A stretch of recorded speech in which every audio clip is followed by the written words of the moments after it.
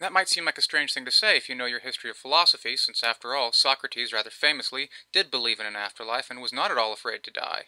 And if you look at him here, you see he's totally calm and placid, very courageous in the face of death, but at the same time he's also completely insensitive to the suffering of those around him. That seems like a rather gratuitous moral failure, as far as I'm concerned. Now, back to the rationality of emotion. Now, regardless of whether or not you agree with the particular conclusion I've drawn here, I hope you found my argument to be comprehensible. It made sense, at least, even if you think the conclusion is wrong. But if the standard view of the relationship between reason and emotion were true, it wouldn't be comprehensible.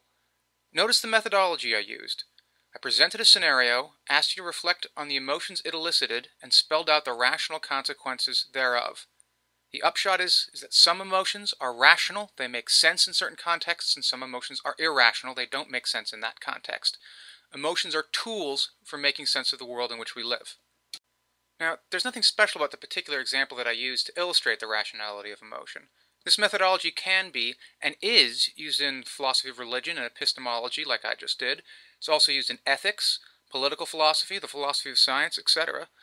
And it can even be used outside of philosophy. In science, for example, the so-called logic of discovery is often riddled with emotional reasoning.